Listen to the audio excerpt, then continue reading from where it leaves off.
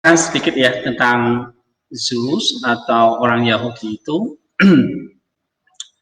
di dalam kekristenan maupun Yahudi percaya bahwa ada kehidupan setelah kematian.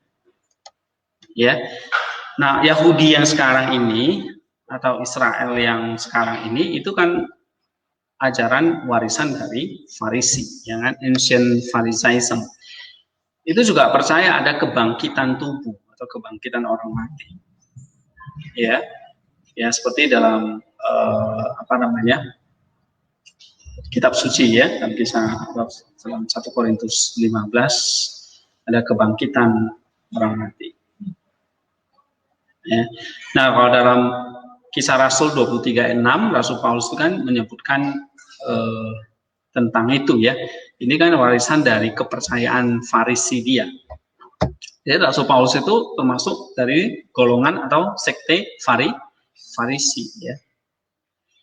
Nah, di dalam ajaran Yahudi percaya bahwa mereka adalah God's chosen people, bangsa pilihan. Nah, biasanya kalau kita yang nganut teologi dispensasi itu kan percaya banget ya, Yahudi itu bangsa pilihan. Kita orang Kristen itu bangsa cangkokan, kata Rasul Paulus. Ya, dicangkokkan gitu loh. Nah, ini salah ngerti, seolah Yahudi yang sekarang ini, bangsa pilihan ini itu masih ada, gitu. Yaitu bangsa Israel itu. Nah, bukan seperti itu ya. Yang dimaksud dengan bangsa pilihan itu bangsa Israel itu bangsa pilihan itulah yang dimaksud kalau kita percaya itulah kekristenan. Jadi orang percaya kita ini yang adalah tubuh dan gereja tubuhnya Kristus itu adalah the true Israel. Jadi kita adalah orang Israel yang sejati secara spiritual, bukan secara darah atau keturunan. Ya, jadi yang dimaksud dengan the true Israel itu ya Christianity gitu, kekristenan. Seperti yang dijanjikan oleh Allah kepada Abraham, ya, lewat iman, bukan lewat flesh atau daging. Ya. So, yang banyak kan orang Kristen tuh memandang bangsa Israel itu bangsa pilihan, makanya mereka itu sangat ditakuti dan disegani. Padahal kamu sendiri yang adalah bangsa pilihan. Ya, dan memang betul di dalam Roma pasal 9 ayat 11 itu nanti ada orang-orang yang akhirnya juga percaya kepada Kristus, maksudnya bangsa Israel itu sendiri. Ya. Tapi bukan berarti bangsa Israel sekarang itu bangsa pilihan seperti bangsa Israel zamannya Daud atau Musa, bukan itu. Itu sudah nggak ada lagi itu bangsa itu. Ya, yang ada bangsa Israel sekarang itu apa? Itu adalah sekte Farisi yang masih ada.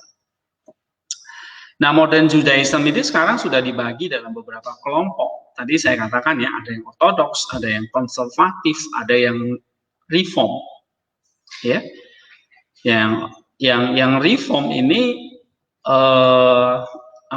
sudah nggak percaya lagi bahwa ada nanti Mesias yang akan datang gitu. Ya, beda kalau yang ortodoks dan konservatif masih percaya. Oke, ini tambahan ya tentang Judaism. Nah, sekarang kita lihat tentang Taoism. Taoism juga sama, ini adalah salah satu, sebetulnya ini kayak bukan, awalnya itu adalah satu filosofi ya, filsafat atau budaya dari masyarakat Tiongkok ya, yang didirikan oleh satu tokoh yang namanya Lao Tzu. Oke, itu menjadi Taoisme dan sekarang itu menjadi satu satu filsafat Tao. Ya. Belum di Indonesia belum menjadi agama Tao. Ya. Kalau Buddha, Konghucu itu udah jadi agama, tapi Tao itu belum. Nah, inti pengajaran Taoisme itu ya Tao. Tao ini tulisannya seperti ini, artinya kompleks ya, artinya itu bisa artinya logos, firman, kata, ya, atau jalan, itu. Ini tulisannya ini ya. Bisa artinya sesuatu yang tidak berbentuk, tidak terlihat, tapi adalah satu proses kejadian di mana semua benda hidup dan segala benda-benda yang ada di alam semesta itu ditopang oleh yang namanya Tao itu. Jadi tadi kita lihat universe yang sangat luas tanpa batas itu ya, itu diciptakan oleh yang namanya apa? Tao. Nah, kalau kita bandingkan misalnya dari Kejadian pasal 1, ya, lalu dalam Kolose 1, dalam Ibrani, ya kan? Ibrani 1 ayat 1 sampai 4. Siapa yang menciptakan segala sesuatu itu? Allah melalui firman-Nya. Nah, firman itu bahasa Indonesia, bahasa Inggrisnya logos, ya kan? Dafar Ibraninya. Tionghoanya, Mandarinnya apa? Tao. Ya, gitu. Nah, Tao yang berwujud dalam bentuk benda hidup dan kebendaan lainnya itu disebut Te. Ya, bacanya Te. Lalu antara Te dan Tao itu digabung menjadi Taoisme, Tao Te Ching, Tao Te Ching. Itu ajaran tentang Tao Tan Te. Taoisme itu ajaran Tao itu yang menopang segala sesuatu, yang menciptakan segala sesuatu. Lalu ada Te, Tao itu sekarang berwujud satu benda yang hidup, ya, itu disebut Te yang berwujud. Itulah Tao dan Te. Kan pada mulanya adalah firman. Oke? Dan firman itu bersama-sama dengan Allah, itu Tao. Lalu di ayat 14, firman itu jadi manusia, jadi Te. Jadi manusia yang berwujud. Jadi, nah kamu lihat di sini Tao dengan Te itu kayak firman jadi manusia.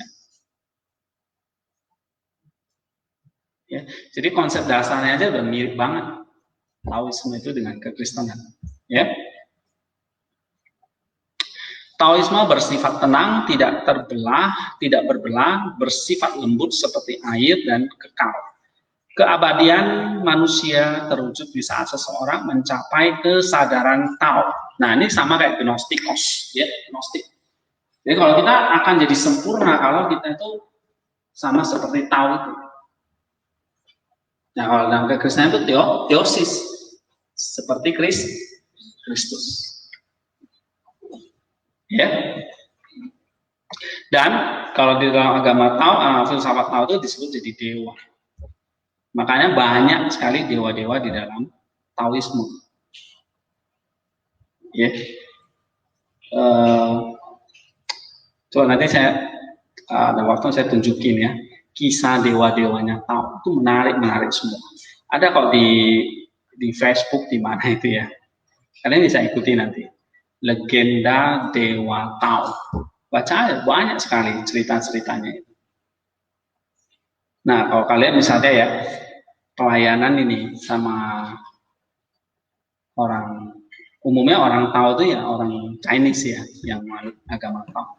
Jadi kalau orang Maluku nggak ada yang beragama Tao, apalagi Nias misalnya, gitu.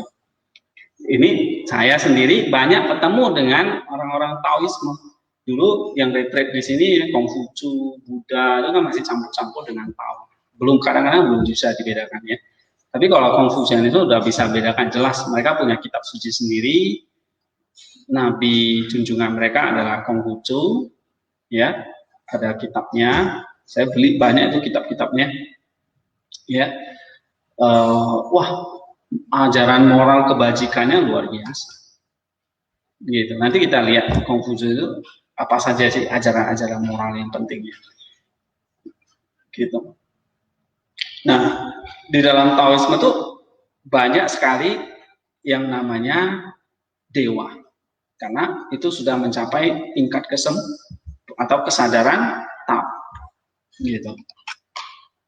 Ya, nah kalau kalian bisa tahu tentang itu, nah itu bisa tuh jadi jalan masuk untuk tadi kayak Pak Yason bilang cerita, ya.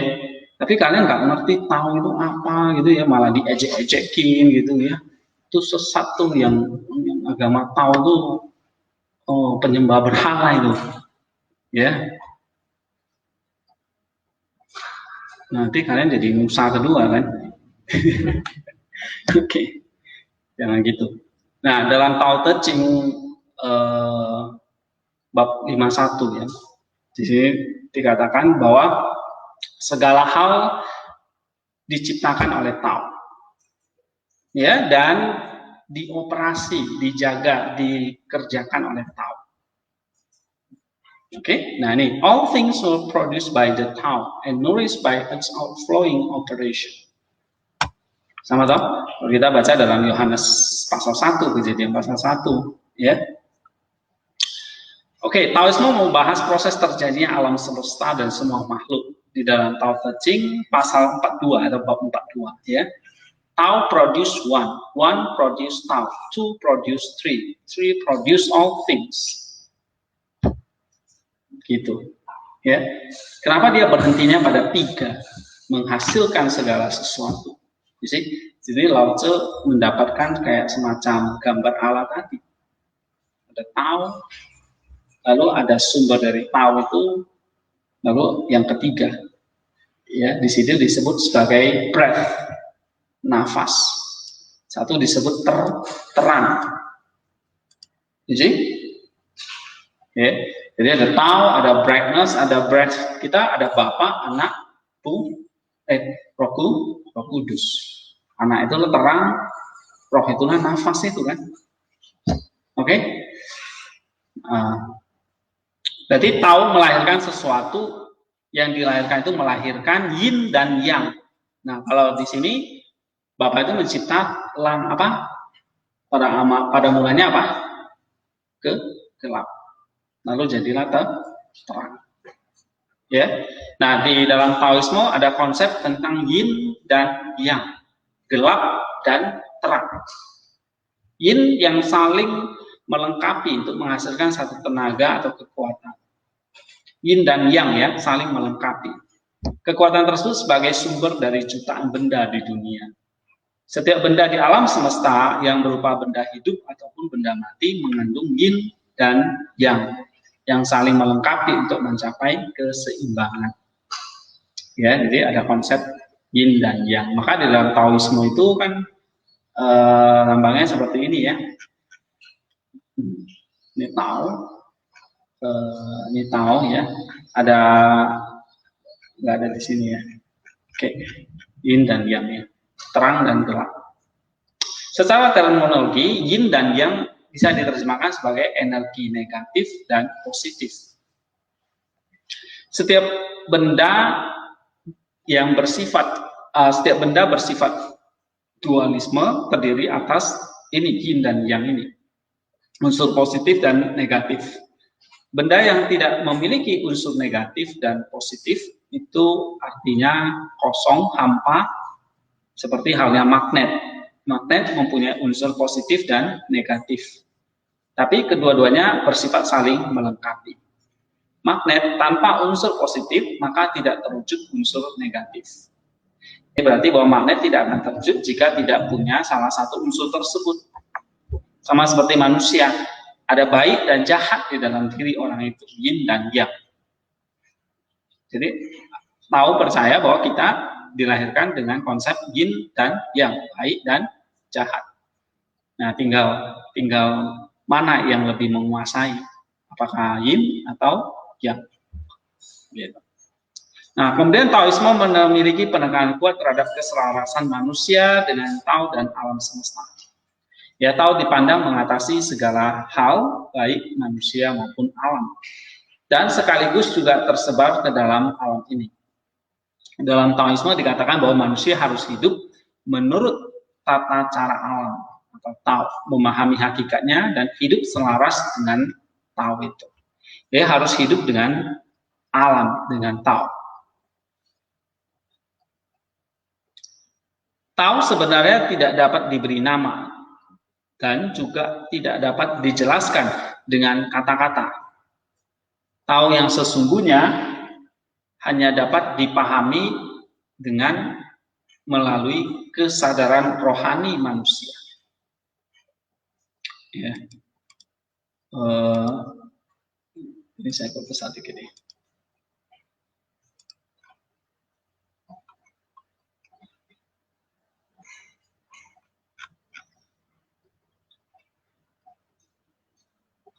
Akan tetapi untuk dapat memudahkan orang mengerti akan Tao ini, maka Tao harus dijelaskan dengan kata-kata. Tao secara harfiah dapat dikatakan sebagai jalan cetapak atau jalan. Itu arti Tao.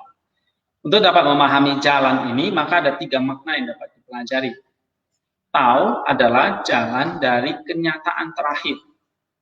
Tao tidak dapat ditangkap karena melampaui jangkauan panca indera. Tao melampaui segala pikiran dan khayalan.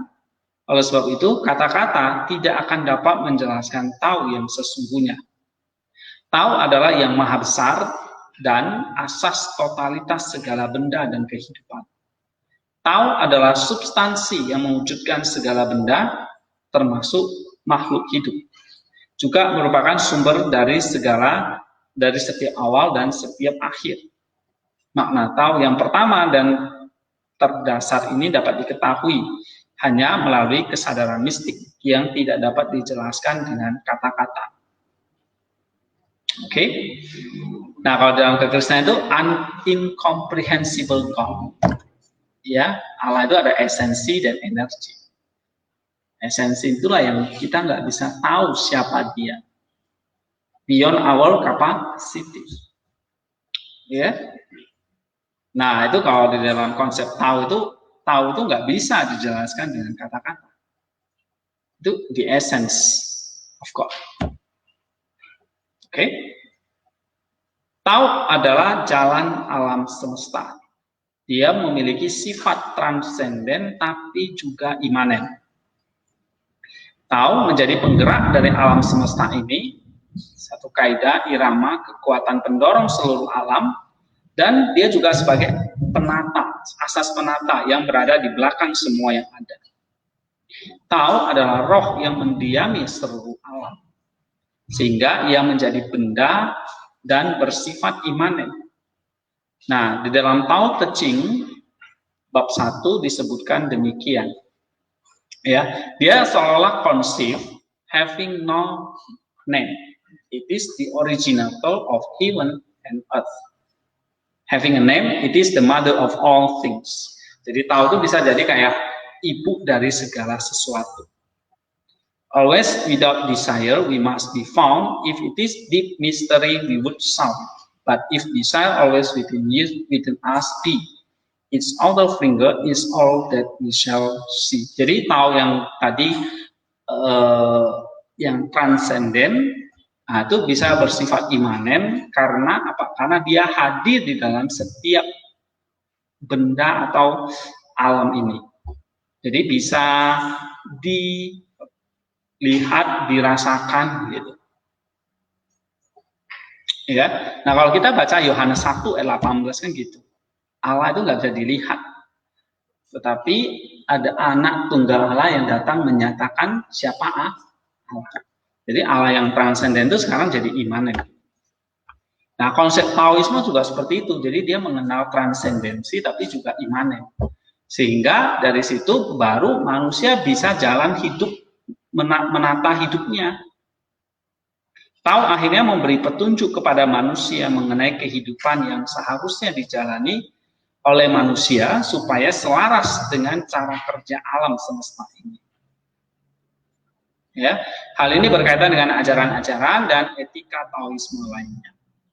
Nah, ini adalah pengintilan Lao Tzu dalam Tao Te Ching itu. Jadi dia melihat alam semesta itu seperti ini, ada satu Tao ya yang menggerakkannya. Lalu Tao ini hadir di dalam setiap benda atau alam ini. Nah, manusia itu harus hidup selaras dengan alam.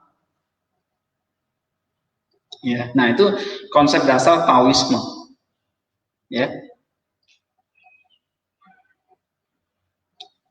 Oke, di dalam kekristenan, Tao adalah firman Allah yang berpribadi di dalam Allah Tritunggal.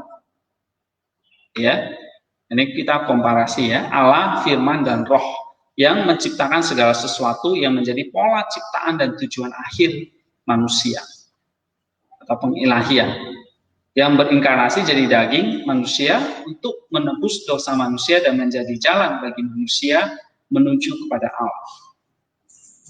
Tao dan Taoisme adalah jalan menuju keseimbangan antara manusia dan alam semesta supaya manusia dapat mencapai kesempurnaan. Karena Tao adalah jalan alam semesta. Nah, kalau di dalam kekristenan, Tao itu adalah logos atau firman Allah yang menjelma menjadi jalan bagi manusia untuk berdamai dengan Allah sehingga manusia dapat menjadi seperti Allah. Tapi kalau Tao di dalam Taoisme itu apa? Jalan menuju keseimbangan antara manusia dan alam semesta. Tao dalam Taoisme bersifat transenden dan imanen yang mencipta dan mengatur alam atau jagat semesta ini. Ya. Nah, tapi Tao di dalam kekristenan itu adalah pencipta dan sekaligus pengatur alam semesta, yaitu Kristus yang imanen dan transenden pada saat yang bersamaan. Oke, kenapa kok kita bisa mengatakan pribadi itu adalah Kristus? Karena kitab suci mencatat itu adalah pewahyuan Allah. Allah dulu berbicara sama si A, si B. Nah, sekarang Allah yang ngomong langsung. Itu pewahyuan. Sedangkan di dalam Taoisme itu apa? This is natural religion. Manusia sendiri yang menangkap. Jadi bukan pewahyuan sifatnya. Nah, itu bedanya, ya. Kekristenan itu agama wahyu atau peningkapan dari Allah. Sedangkan Taoisme itu apa? Usaha manusia mencari kesempurnaan. Nah, misalnya tokohnya di sini adalah Lao Tzu. Ya. Nah, tapi kok ada pengajarannya Pak dari Rasul Paulus lah, Petrus dan sebagainya, mereka hanya menangkap apa yang diajarkan oleh Roh Kudus. Jadi kita nggak percaya gini, apa yang ditulis Paulus, Petrus dan semuanya itu ajaran masing-masing, tidak. Itu semua adalah ajaran dari Roh Kudus. Ya, sehingga ya dulu saya suka banget yang namanya Pauline teologi, Petrine teologi gitu. Nah, sekarang saya tinggalkan itu. Kenapa? Bagi saya tidak ada yang namanya teologi Paulus. Yang ada semuanya itu adalah Kristus, berasal dari Roh Kudus. Ya, walaupun melalui Paulus, Petrus dan semuanya. Karena apa? Karena basically Christianity is a religion of apa? Revelation. Jadi kalau nggak ada Roh Kudus, nggak ada kitab suci, nggak ada apa? Nggak ada dogma. Ya, nah, it's very different, berbeda dengan apa yang diajarkan di dalam Tao melalui seorang yang bernama Lao Tzu. Dia menangkap fenomena itu. Kenapa dia bisa menangkap? Karena sekali lagi dia punya spermatikos logos. Dia diciptakan menurut gambar Allah, makanya dia bisa mengerti tentang Tao. Ya, dia bahasanya Tao. Ya, tapi kalau versi kitab suci apa? Logos. Oke, kita baca dengan Kolose 1 ayat 15-20 ya. Jadi kalau Lao Tzu hidup baca tulisan Paulus, dia akan amin itu. Oke. Ya. Kalau misalnya Sokrates atau Plato kalau masih hidup, apa yang Rasul Paulus tuliskan, I think mereka akan amin. Ya. Nah, Tao dalam Taoisme adalah keseimbangan yin dan yang untuk menghasilkan energi positif bagi manusia, sehingga manusia bisa hidup menurut Tao. Makanya di dalam Taoisme salah satunya kan dalam Taoisme itu juga percaya tentang Feng Shui, Feng Shui. Feng Shui itu bukan ilmu ramalan ya gitu ya. Ada lagi yang namanya, saya lupa itu. Waktu kecil saya tuh sering sudah bisa diramal gitu. Jadi ada kitab Tongsu namanya ya. Itu bisa meramal tahun ini keberuntunganmu gimana gitu. Lewat lahirmu kapan, di sio apa, unsurnya tanah kah, logam kah, dan sebagainya. Ya, kalau yang model Western itu kan zodiak. Ya, pasti kalian tuh suka tuh baca dulu ya. Zodiak Scorpio, Gemini, ya kan. Nah, bulan ini gimana kantongnya, jodohnya gitu. Oke.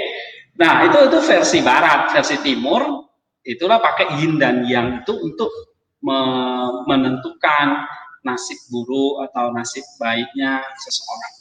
Tergantung energi positif dan negatifnya. Termasuk letak benda Feng Shui.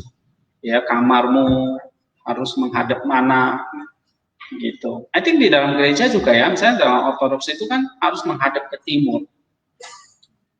Menghadap ke arah matahari terbit, yaitu terang itu. Ya. Menyerap energi itu, walaupun dalam pengertian yang baru ya. Oke, misalnya kayak saya ajarkan, kita menyerap energi ilahi. Itu energi apa? Positif. Ya. Kalau di dalam Taoisme, kamu harus apa? Yin dan yang itu masih seimbang, nggak boleh lebih gitu. Ya. Nah, menjaga keseimbangan yin dan yang. Nah, kalau kita percaya bahwa Tao di dalam kekristenan itu semacam energi ilahi yang dicurahkan supaya kita itu punya kekuatan yang menyelamatkan kita. Jadi kita diselamatkan oleh anugerah itu betul, oleh energi positif, yaitu energi ilahi. Nah, kalau Allah nggak punya energi, katakanlah Allah hanya punya yin saja, nggak punya yang, mati kita. Atau dia hanya punya esensi, nggak punya energi, dia nggak punya daya menyelamatkan kita. Tapi kan nggak mungkin. Namanya Allah itu maha kuasa. Jadi kekuatan yang menyelamatkan itu namanya apa? Dalam Tao itu disebut energi positif. Nah, kita disebut anugerah. Jadi kalau di sana dikatakan energi yin dan yang, ya kita bilang di sini apa? Anugerah. Tapi anugerah yang bekerja itu apa namanya? Harus diresponi oleh iman. Nah, iman itu bisa kayak kekuatan negatifnya. Ya. Yin negatif, yang positif. Iman negatif, mati kan iman kita. Lalu datanglah anugerah. Jadi Lao Tzu itu brilliant banget ya. Yin dan yang itu masih seimbang. Iman dan anugerah.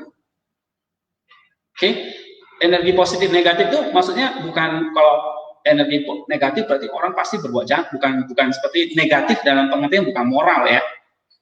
Positif negatif itu kayak gini, yin dan yang itu masih seimbang.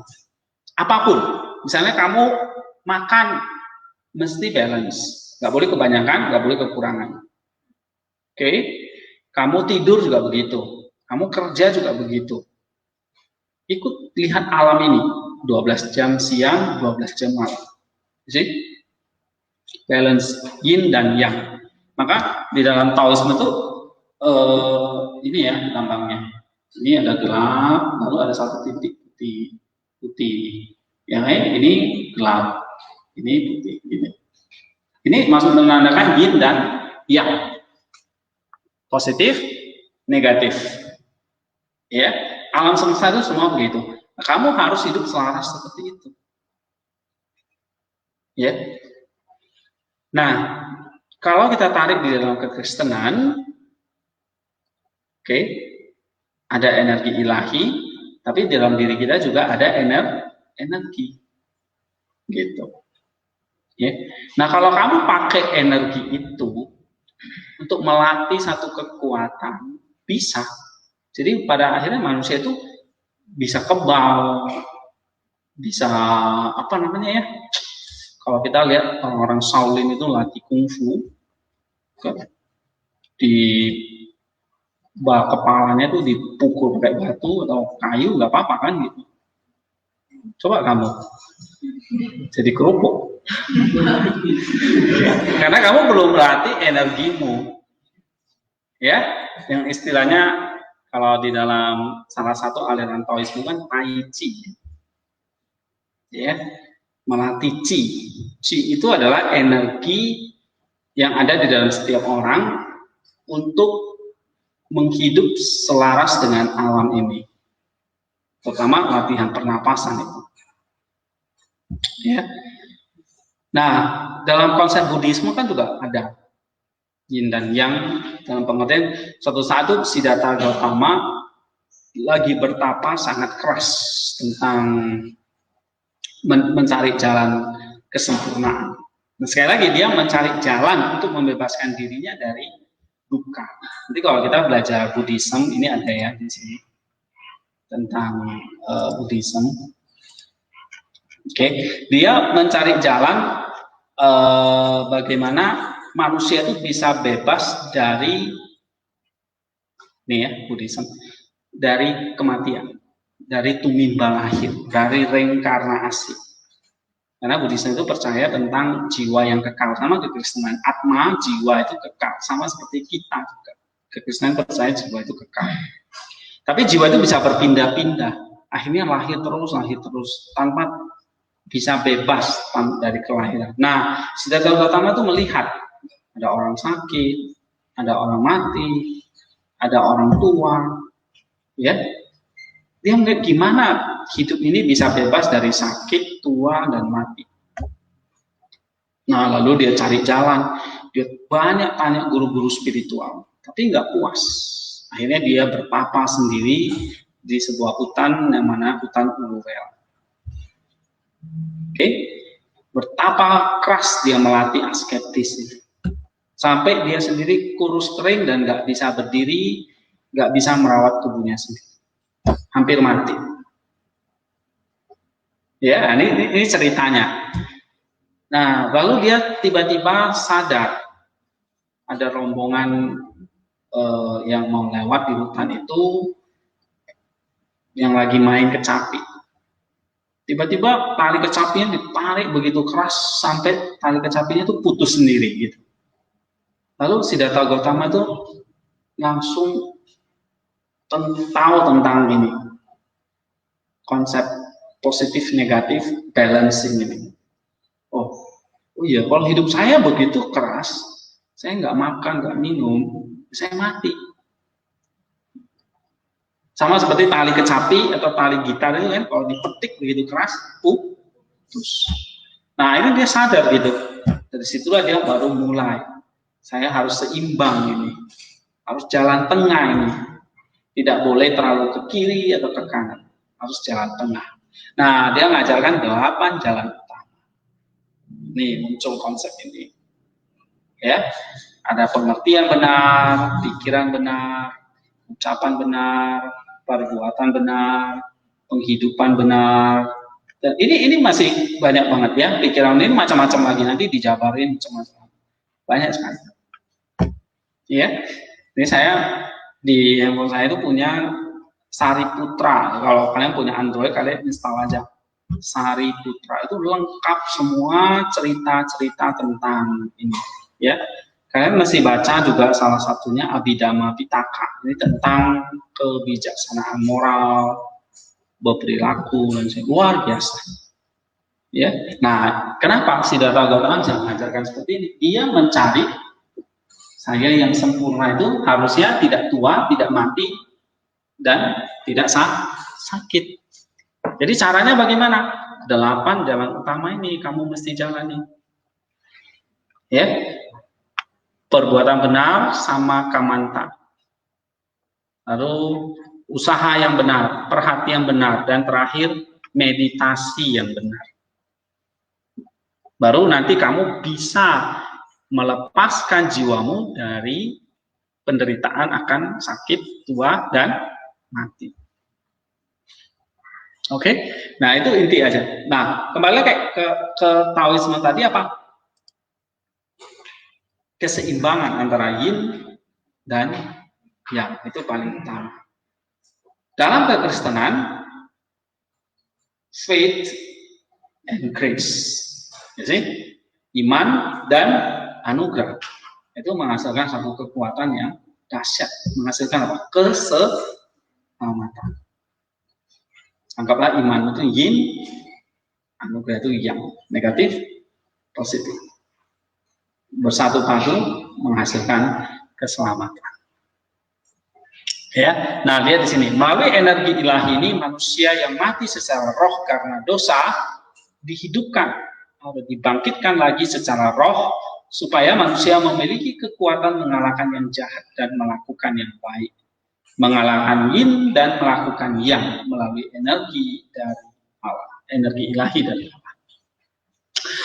Tao dalam Taoisme adalah prinsip hidup bagi manusia yang selaras dengan alam untuk mencapai kesadaran Tao dan pada akhirnya menjadi dewa.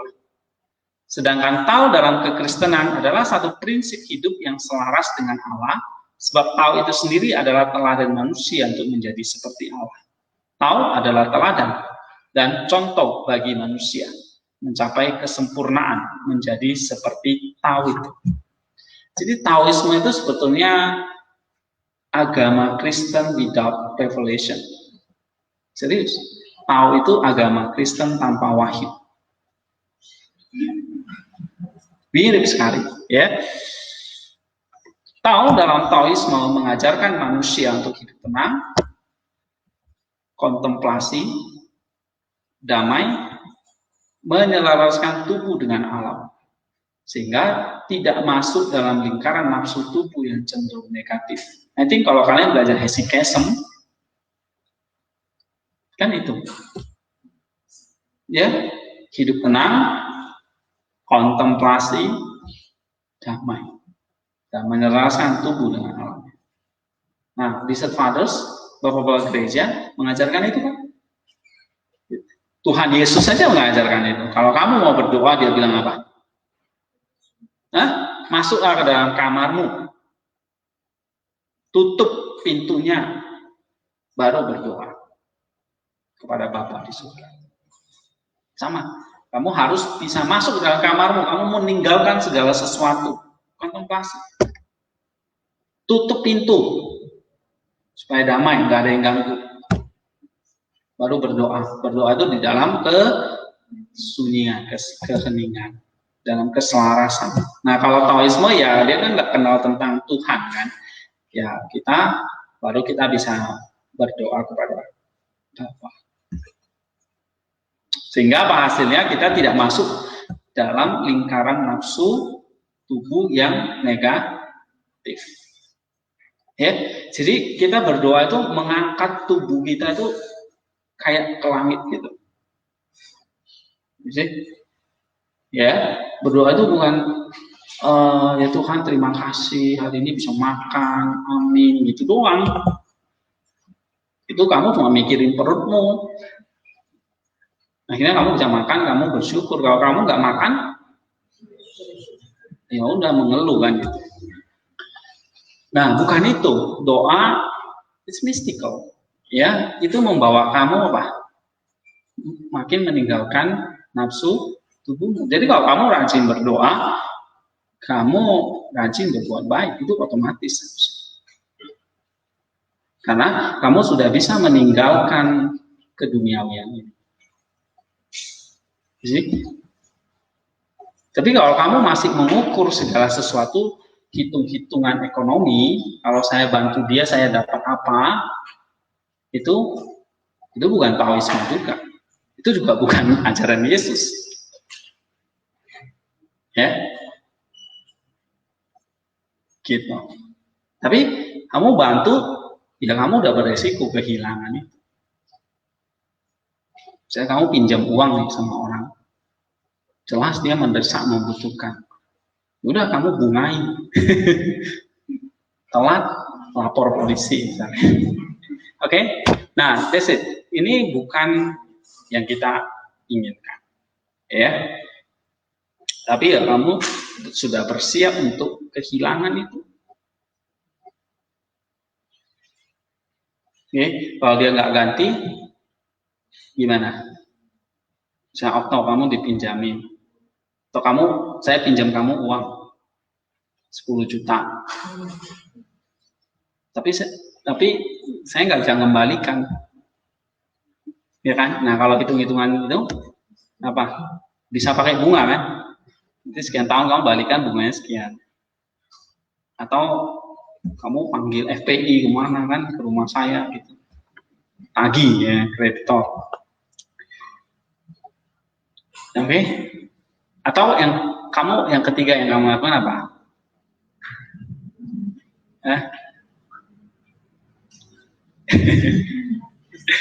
Oke. Kamu akan berpikiran, aku nggak menumpuk harta di bumi. Ya kan? Jadi meninggalkan segala lingkaran nafsu tubuh yang cenderung negatif. Kalau kita kan maunya balas. Tuhan bilang, kalau kamu diminta bajumu, kamu kasih kan? Di teks mana itu ya? Tuhan minta pakaianmu, jubahmu, kamu kasih yang lebih bagus malah. Diminta 1 mil, 2 mil. It doesn't make sense kan?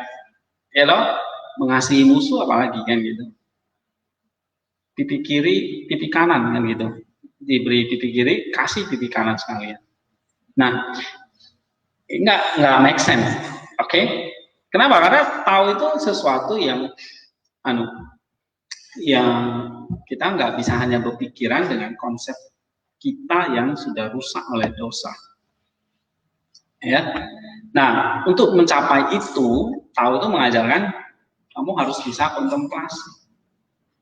Mencari jati dirimu yang sejati. Harus di dalam ketenangan. Sama kalau kamu memandang air yang keruh, kamu nggak bisa melihat wajahmu. Sama seperti kalau kamu tidak tenang, kamu tidak bisa melihat jati dirimu. Nah, jati diri kita jelas apa yang diajarkan oleh Kristus. Ya, dan it's very difficult. Nah, tahu dalam kekristenan apa? Mengajarkan manusia untuk hidup dalam this patience dan kasih. Ya, melalui satu proses purification, pemurnian. Nah, pemurnian itu sekarang di sini, bukan nanti di purgatori atau di mana gitu ya, di apa? Di alam sana, no, here in here. Oke, ini nggak usah. Nah, terakhir ya ada 2 lagi sebetulnya ya, Confucianism dan Buddhism. Buddhism esensinya sama seperti agama Tao juga, itu dari Siddhartha Gautama ya, yang menentukan bahwa manusia harus hidup untuk menghentikan yang namanya duka atau penderitaan. Ini secara garis besar aja ya. Asal mula duka, terhentinya duka, dan jalan menuju terhentinya duka. Itulah 4 hukum kesunyataan atau 4 hukum kebenaran. Dan pengajaran yang penting dari Siddhartha Gautama itu adalah 8 jalan utama. Ya, nah 8 jalan utama ini salah satu bagian dari 4 kebenaran mulia untuk mencapai yang namanya nirwana. Nirwana itu artinya kamu bebas dari duka. Duka itu artinya penderitaan. Ya, nah 8 jalan utama itu tadi yang saya sebut: pengertian benar, pikiran benar, ucapan benar, perbuatan benar, penghidupan benar, usaha yang benar, perhatian benar, dan konsentrasi benar. Ya, nah itu yang sangat ditekankan di dalam agama Buddha.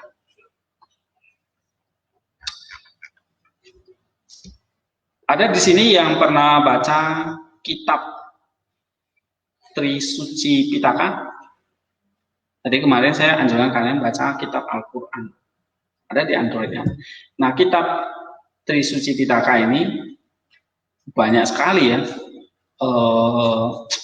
Mungkin seumur hidup kita nggak bisa baca habis gitu. Salah satu kitab yang paling ini terkenal ya, itu adalah Abhidhamma Pitaka atau Dhamma salah satunya adalah Dhammapada, bukan Abhidhamma, Dhammapada. Ya. Nah, kalau saya kemarin kita belajar tentang nepsis, kewaspadaan, gitu-gitu ya. Nah, di dalam Dhammapada itu juga dikatakan gini, kewaspadaan adalah jalan menuju kekekalan. Kelengahan adalah jalan menuju kematian. Jadi kalau kamu baca kitab Didake, ada jalan kehidupan, ada jalan kematian. Jalan kehidupan itu menuntun kasih, jalan kematian itu pada ketidaktaatan. Mirip seperti Dhammapada ini. Ada jalan kekekalan, ada jalan menuju kematian. Ya, orang yang waspada tidak akan mati. Tetapi orang yang lengah seperti orang yang sudah mati. Jadi kalau kamu tidak berjaga-jaga, kamu akan diserang oleh si musuh. Akibatnya apa? Kamu akan hanyut di dalam dosa. Nah, dosa itulah menjadi sumber dari duka. Waktu Siddhartha masih kecil, ya, dia dilahirkan di Taman Lumpini oleh ibunya bernama Permaisuri, ayahnya bernama Raja Sudodana dari kerajaan Sakya, suku Sakya, ya, di India, daerah Benares. Sekarang negara bagian mana itu ya? Lupa saya. Ibunya bernama Mayapada, nggak salah ya, kalau nggak salah. Lahir, terus sudah bisa bicara, berjalan langsung dengan ajaib. Ya. Nah, terus anak yang sangat cerdas. Zaman itu harus bisa berfilsafat, harus bisa olahraganya harus kuat, matematikanya, geografinya, ilmu alamnya itu harus oke. Wah, Siddhartha Gautama itu mah lewat semua, pintar semua. Termasuk olahraga panah, berkuda, itu menguasai. Apalagi dia putra mahkota. Ya, jadi pada umur 16 tahun ada perlombaan nih. Siapa yang menang dapat putri Yasodhara. Calon istrinya namanya Yasodhara. Nah, menang dia. Mana menang, lomba berkuda menang, semua baca syair apa, semua menang. Nah, menikah dia, umur 16 tahun menikah. Lalu lahirlah seorang anak bernama Uru Hala namanya ya, saya lupa. Agak-agak lupa ceritanya. Lalu, nah, waktu dia kecil ada seorang pertapa, ya, sudah menubuatkan bahwa anak ini kelak dewasa tidak boleh melihat 3 tanda kehidupan. Yaitu kematian, orang sakit, dan orang tua. Gitu. Nah, makanya kalau dia melihat itu, maka dia akan meninggalkan kehidupan duniawi, dia akan jadi pertapa, dia akan jadi Buddha gitu. Nah, dia anak satu-satunya, tentu ayahnya ini sangat ketakutan. Ya, Pangeran Siddhartha ini sudah kehilangan ibu sejak kecil ya. Dia dirawat oleh orang lain. Nah, sampai dia umur 16 tahun, dia nikah, dia punya anak, lalu dia mau ngapain lagi ya hidup ini? Dia cari. Gitu. Harta saya semua punya, anak punya, istri punya, apalagi mau dicari. Ternyata tetap aja dia gelisah. Ya. Nah, suatu saat dia minta ayahnya untuk izin keluar. Jalan-jalan lihat rakyatnya gitu. Nah, dia keluarlah. Tapi ayahnya sudah curiga. Pokoknya semua orang sakit, orang mati, orang apa, tua nggak boleh ya di jalan ya. Gitu. Harus disingkirkan itu semua. Nggak boleh lihat ini Pangeran Siddhartha. Pertama keluar aman. Dia keluar lagi, akhirnya ketemu benar orang tua, orang sakit, orang mati. Lalu dia tanya kan sama uh, asistennya nggak bisa jawab, dia bingung mikir gitu ya, lihat tanda ini gimana ini, nanti dia juga akan jadi tua, sakit dan mati gitu. Dia gelisah sampai suatu malam akhirnya dia tinggalkan kerajaan itu, anak istrinya dia tinggalkan, tahtanya dia tinggalkan, dia pergi bertapa. Kudanya yang bernama kuda Jataka itu bisa terbang ceritanya, membawa dia terbang gitu ya.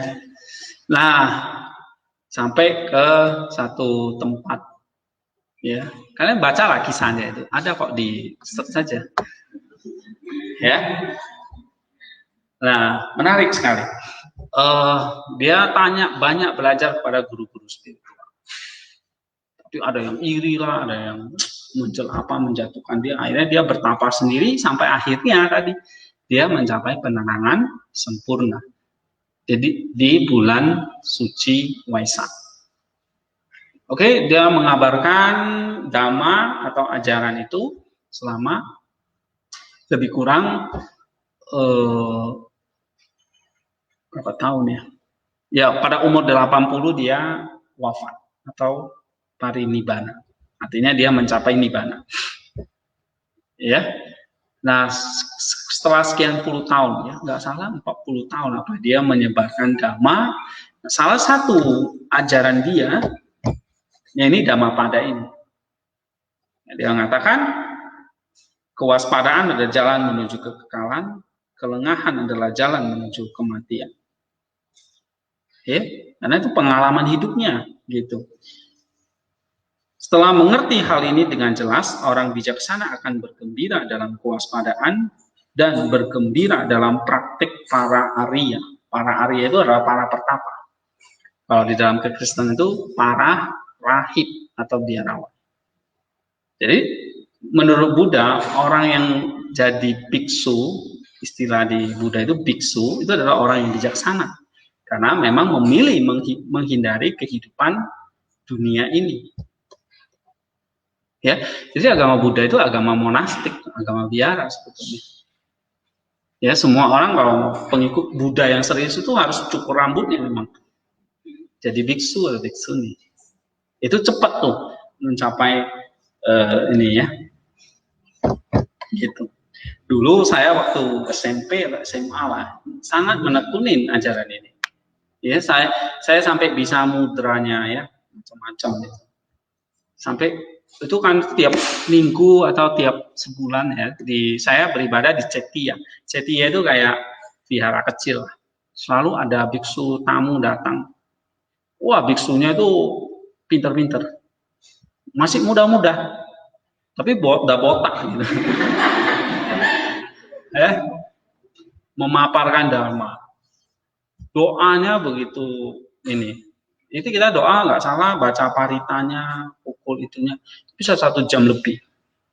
Ya, Om Mani Padme Hum, Om Mani Padme Hum. Baca ya kayak Jesus Prayer. Oke, Om Mani Padme Hum, Om Mani Padme Hum, atau banyak paritanya.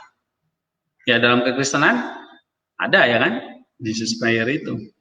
Oke. Nah, sana pakai tali doa ada juga. Lalu habis itu membabarkan dharma. Ya. Nah, waktu dharma itu dibabarkan sangat excited. Gitu. Baca kitab suci. Itu tiap minggu saya belajar. Ya. Nah, yang salah satu kitab yang saya suka bacalah Abhidhamma Pitaka ini, Dhammapada ini. Misalnya dalam kitab Appamada Vaga atau kewaspadaan. Ya. Nah, saya dulu banyak baca cerita tentang versinya di mana ya, saya lupa. Pokoknya cerita tentang kehidupan masa lampau sebelum Pangeran Siddhartha itu terlahir menjadi pangeran. Jadi dia adalah kelahiran dia yang terakhir. Sebelumnya dia pernah lahir jadi gajah, jadi kuda, jadi kura-kura, tapi semua itu lahir untuk menyelamatkan orang. Ceritanya luar biasa, seperti gajah yang mengorbankan dirinya untuk banyak orang, seperti kura-kura yang menyelamatkan banyak orang dan sebagainya. Kuda dia pernah jadi macam-macam. Mungkin ada 1000 kelahiran kembali. Baru terakhir dia jadi manusia, dia jadi Buddha, selesai. Dia nggak dilahirkan lagi. Jadi dalam konsep Buddhisme itu ada reinkarnasi, sama seperti Hindu, di mana jiwa itu bisa berpindah ke berbagai macam wujud, misalnya ke kerbau, babi, gitu. Ya, makanya kayak orang Hindu itu nggak boleh motong sapi, ya kan? Itu binatang suci.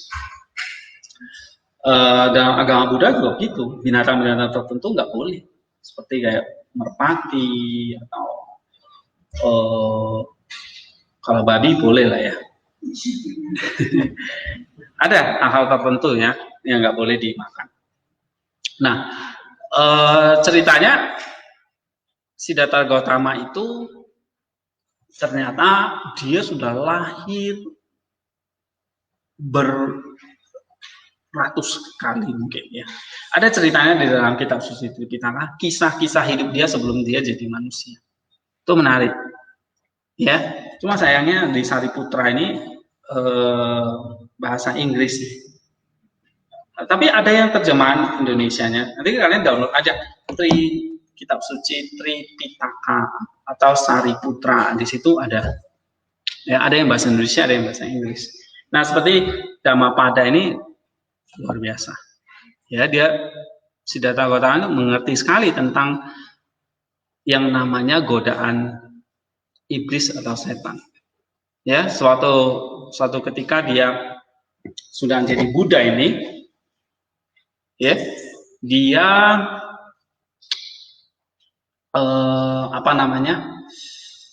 ya sama kayak Yesus lah ya, pernah ditantang oleh orang-orang Farisi, ya kan, orang-orang Saduki. Nah, Siddhartha Gautama itu juga sama, dia hidup di tengah konsep agama waktu itu sudah ada kayak itu kan Hinduisme, ya. Jadi Buddha tradisinya dari Hindu, oke, Kristen, Yahudi, ya kan. Nah, Buddha ini kayak semacam reformasi agamanya Hindu. Ya, dalam Buddha itu nggak ada lagi sistem kasta, kayak gitu. Nggak ada perbedaan kasta. Dalam Hinduism masih ada. Ajaran reinkarnasi ya masih ada, ya, dan sebagainya. Tapi di dalam Buddhisme dia mengajarkan bahwa orang mencapai Buddha itu bertahap. Jadi dewa dulu, terus jadi bodhisattva, jadi Buddha. Gitu.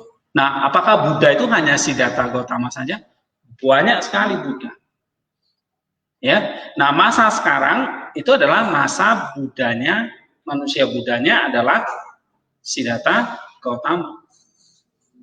Nanti Buddha yang akan datang, yang akan lahir di dunia ini adalah Maitreya. Ya, Buddha Maitreya. Buddha Maitreya itu kalau kalian lihat itu berbadan besar, perutnya gede, ya, seperti ini gambarnya. Oke, Maitreya Buddha. Tapi sekarang dia masih jadi bodhisattva karena dia belum lahir dari manusia untuk mencapai Buddha. Jadi dia masih Maitreya Bodhisattva. Bodhisattva itu artinya calon Buddha.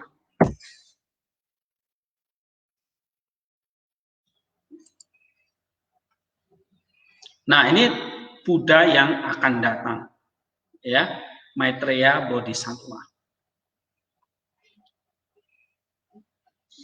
Nih, ya, ini adalah Buddha yang akan datang. Nih, oke, wujudnya nanti berbadan besar. Tapi yang sekarang, Bodhisattva yang sekarang itu adalah Bodhisattva Avalokiteswara.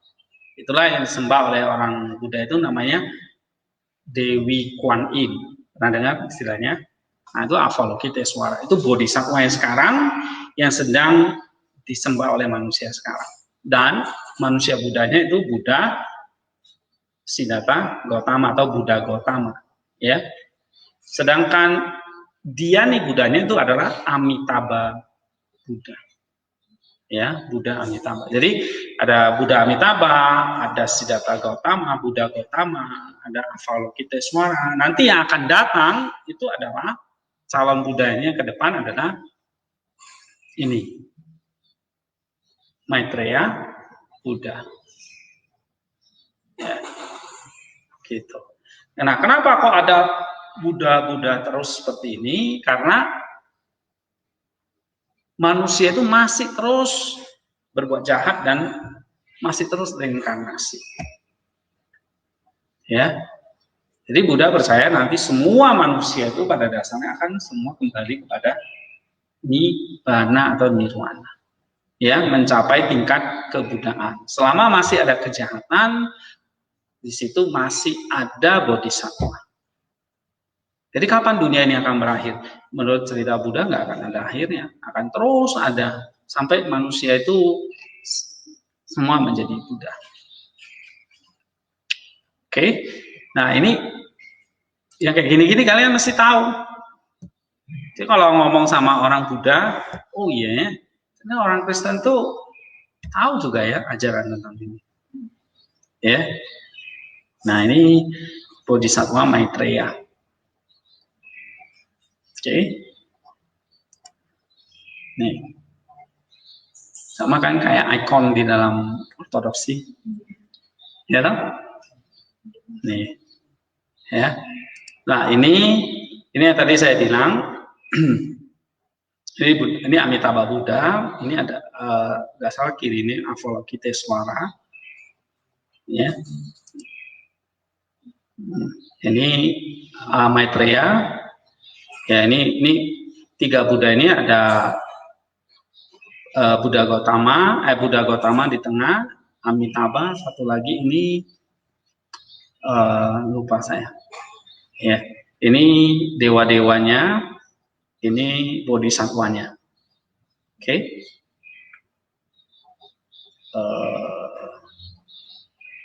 Ya, ini pertapaan Siddhartha Gautama ya di hutan Uruvela. Selalu ada lingkaran gini ya. Nah, ini menunjukkan dia sudah mencapai penerangan sempurna. Oke.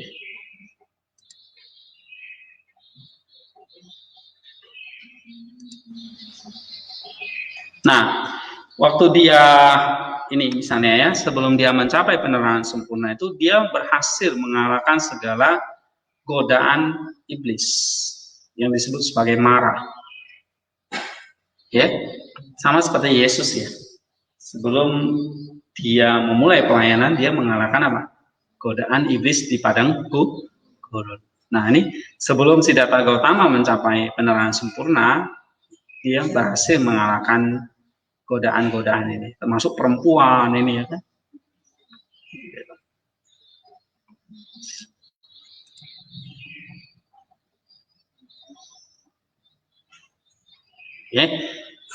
Ya, ada pertanyaan? Ya, ini masih hanya yang utama-utama ya. Tadi Buddha mencapai kesempurnaan, mencapai nibbana dengan cara tadi apa? 4 jalan kesunyataan, 4 jalan kebenaran atau 8 jalan utama itu. Ya. Nah, ini Life of Sakyamuni. Ya. Lalu kalau Taoisme tadi apa? Hidup selaras dengan Tao, ya. Nah, minggu depan saya kita coba lihat, baca sedikit tentang kitab suci mereka, misalnya Tao Te Ching, Tripitaka. Kalau Yudaisme kan baca aja Alkitab, itu kan Yudaisme. Sama nanti Islam, ya Al-Quran gitu ya. Nanti kalau kita belajar Islamologi, kita belajar nanti ada videonya, kita dengerin. Tapi saya lebih menguasai yang Buddhisme ini, ya. Nanti saya tunjuk, kita pelajari contoh-contoh apa yang banyak sekali kemiripannya dengan ini ya, dengan agama Buddha ya. Di sini saya masih ingat ya bahasa apanya, bahasa Palinya, ya. Jadi kalau di situ dikatakan Manopubangga Dhamma Manoseta Manomaya. Oke. Nah, Dhamma itu artinya apa? Dhamma itu artinya pelopor dari segala sesuatu. Ya, jadi kalau ada Manopubangga, pikiran adalah pelopor dari segala sesuatu. Ya, pikiran adalah pemimpin, pikiran adalah pembentuk, itu maksudnya. Oke, mana secepatutena basati fakaroti fatatonam dukamevanti cakamana fato padam. Artinya pikiran, bila kita berbicara dengan pikiran yang jahat, ya, berbuat dengan pikiran jahat, maka apa ini? Cakafam fahato pada, maka penderitaan akan menyertai, ya. Cakafam fahato padam artinya roda pedati akan mengikuti langkah kaki lembu, gitu. Nah, maksudnya gini, pikiran adalah pelopor dari segala sesuatu. Pikiran adalah pembentuk, pemimpinnya. Nah, bila kita berbicara atau berbuat dengan pikiran jahat, maka penderitaannya akan ikut. Bagaikan roda pedati mengikuti langkah kaki lembu yang menariknya. Benar gak? Jadi kalau pikiranmu jahat, tubuhmu menderita. Tuhan Yesus ngajarkan apa? Jika matamu baik, teranglah tubuhmu. Ini mirip banget dengan kitab suci ini. Ya, ini Dhammapada.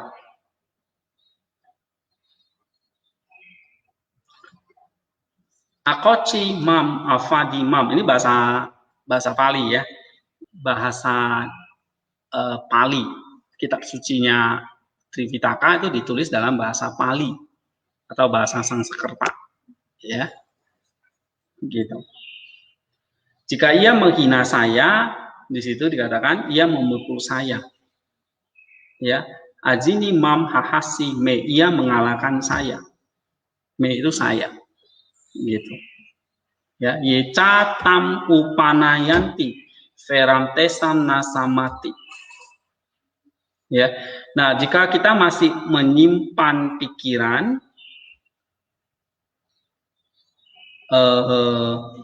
veram, kebencian, tesam nasamati, kebencian tidak akan pernah berakhir. Jadi maksudnya kalau kita masih menyimpan kebencian, menyimpan pikirannya seperti ini. Kalau kamu menghina saya bakal balik. Kalau kamu memukul saya bakal mukul balik. Kalau kamu merampas saya bakal rampas balik. Nah, kalau kita masih menyimpan pikiran seperti itu, maka kebencian tidak akan pernah berakhir.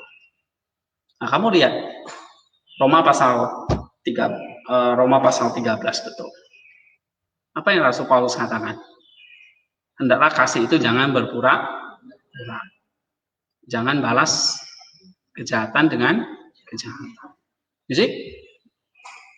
Kenapa kok bisa mirip-mirip gitu ya Pak? Tadi spermatikos logos. Ya. Oke. Oke, saya kira itu sampai di sini. Sebelum sudah ada yang memberontak. Ya. Nah, minggu depan kita sambung lagi tentang ajaran agama-agama dunia. Nanti terakhir mungkin kita banyak discuss tentang Islamologi. Ya. Kita masih ada berapa pertemuan ya? 2 atau 3 lagi ya.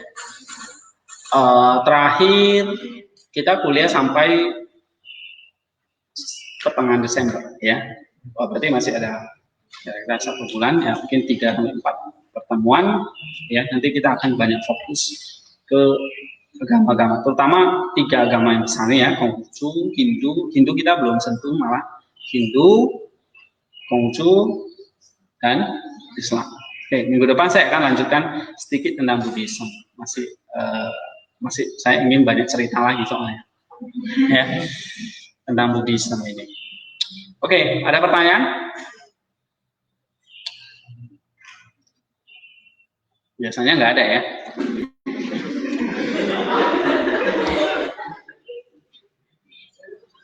Supaya cepat keluar. Oke, mari kita berdoa.